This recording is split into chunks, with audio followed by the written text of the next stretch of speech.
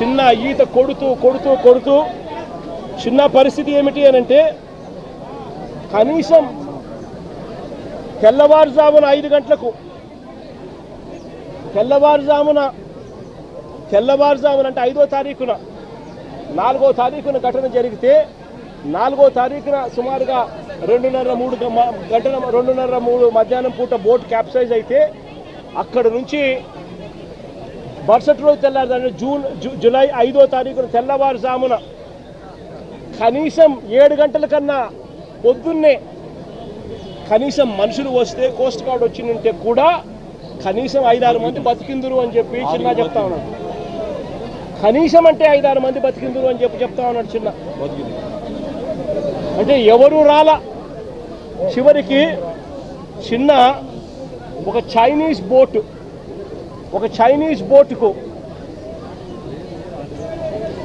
దేవుడి దయతో కనీసం చైనీస్ బోట్ కనీసం చూసి తనను కనీసం పికప్ చేసుకున్నారు. తెల్లవారుజా పొద్దున 5వ తారీఖు పొద్దున 8:30 గంటలకు 5వ తారీఖున పొద్దున 8:30 గంటలకు పికప్ చేసుకుని మిగతా వాళ్ళు ఎవరు కూడా బతకలేదు. అది చిన్న పరిస్థితి. ఇక్కడ చూస్తే స్పందించాల్సిన కలెక్టరు, స్పందించాల్సిన ప్రభుత్వము, స్పందించాల్సిన పోలీస్ డిపార్ట్మెంటు ఎవరు కూడా స్పందించలేదు. ఎవరు కూడా కోఆర్డినేట్ చేయలేదు. ఏ ప్రభుత్వము స్పందించలేదు. ప్రభుత్వంలో ఏ పెద్దలు స్పందించలేదు. మరోవైపున ఆశ్చర్యకరమైన విషయం ఏమిటి అంటే తప్పు జరిగింది అని ఒప్పుకుంటే ఎక్కడ వీళ్లకు గవర్నమెంట్ తప్పు జరిగింది అని ఒప్పుకున్నట్టు అవుతుందేమో అని చెప్పి ఏకంగా 3 మెంబర్ కమిటీ రిపోర్ట్ ఒక సిట్ వేసినారు. ఆ సిట్ ఒక 3 మెంబర్ కమిటీ సిట్ రిపోర్ట్ వేసినారు. ఆ సిట్ రిపోర్ట్లో దొంగ మాటలు ఈ 3 member committee finding report 3 member committee fact finding report ఇది ఒకసారి చూడండి.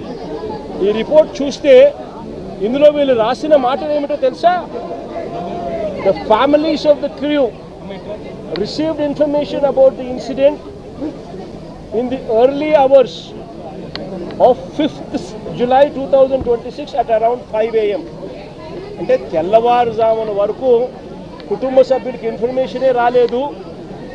ఆ తర్వాతనే వాళ్ళు ఇన్ఫర్మేషన్ మాకు చెప్పినారు అని చెప్పుకొస్తా ఉన్నారు.